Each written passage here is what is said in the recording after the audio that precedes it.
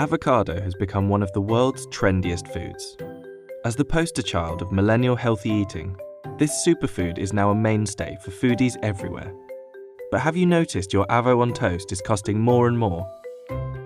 Avocado prices have rocketed in recent years by up to 129%, with the average national price of a single Hass avocado reaching $2.10 in 2019, almost doubling in just 1 year.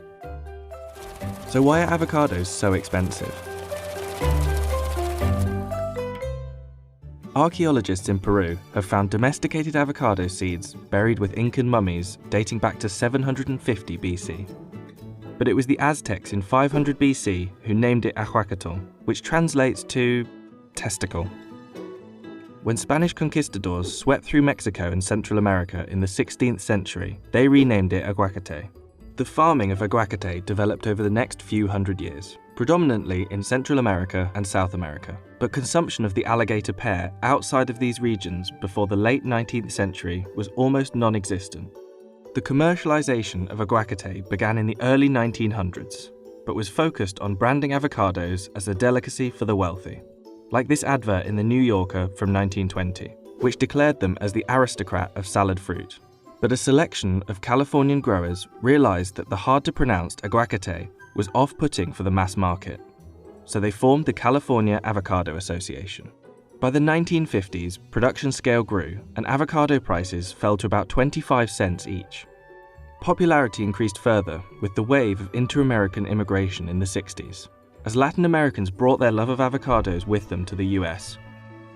But as demand increased, supply had to keep up, and the true difficulties of yielding large-scale avocado crops began to show. Avocado orchards require an extraordinary amount of costly resources in order to flourish.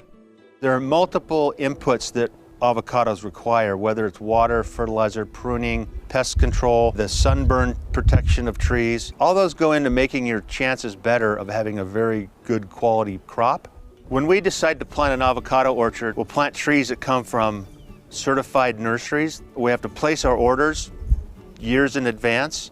On average, if we're producing 100,000 pounds per acre, that takes about 1 million gallons of water, so 100 gallons per pound. So it'd be about 50 gallons per 8-ounce fruit. But that's dependent on what Mother Nature will throw at you. You know, we have wind, we have intense sun. It's really hard for a grower to manage the unmanageable things that will affect a crop. The surge in popularity of avocados stalled during the fat-fighting frenzy of the 1980s, with an average of only 1 pound per capita being consumed in America by 1989. The decade's low-fat obsession drove consumers away from avocado because of its high fat content, without really understanding the nutritional truth hidden within. When it comes to fat in food in general, people tend to get a little bit concerned because we often hear in the media that fat isn't good for us. But the type of fat that's in avocados is monounsaturated fat, which is actually often deemed healthy fat or heart-healthy fat. So while there is a lot of fat in avocados, it's actually quite good fat. Avocado started its meteoric comeback at the turn of the millennium, and it was helped by an unlikely political decision. In 2005, the US Department of Agriculture lifted a 90-year-old ban to allow the importation of Mexican avocados to all 50 states.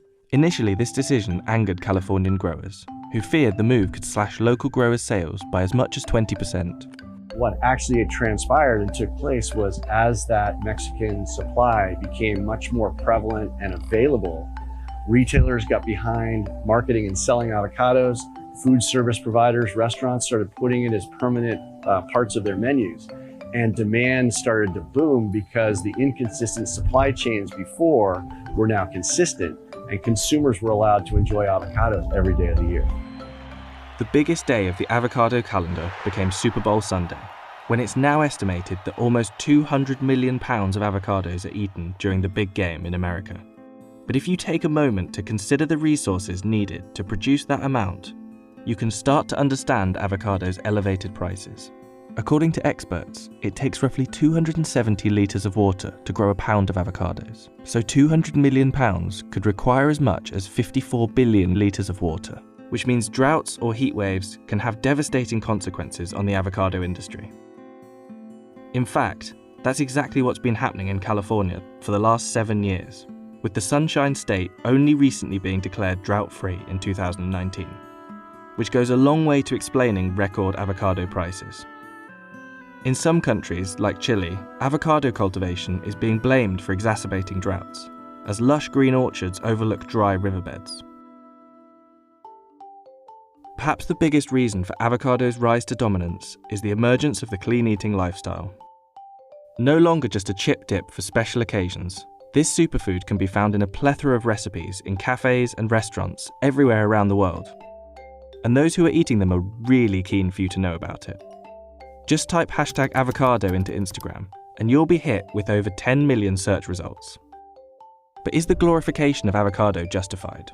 There's quite a big hype around avocados, but it actually is quite justified when it comes to how nutrient dense this food is. There's not many foods that actually replicate it in terms of a nutritional profile.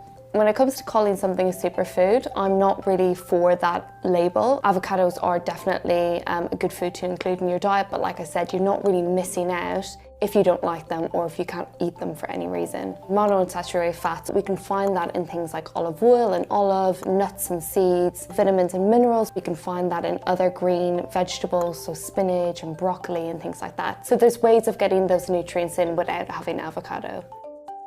All of this produce requires an astonishing amount of labour.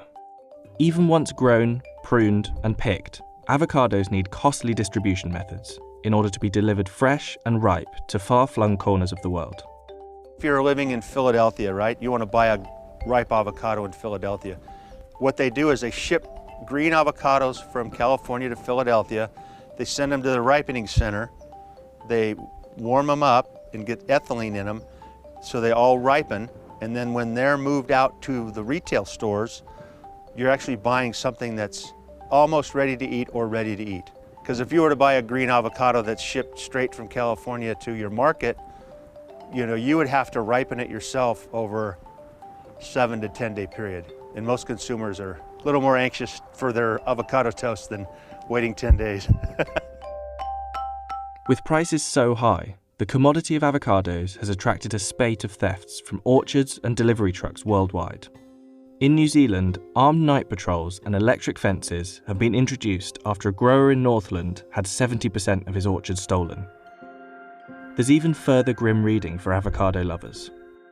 In Michoacan, where 80% of Mexico's avocados originate, cartels run a so-called blood avocado trade, violently enforcing a non-negotiable extortion fee from farmers based on the size of their land and the weight of their crop.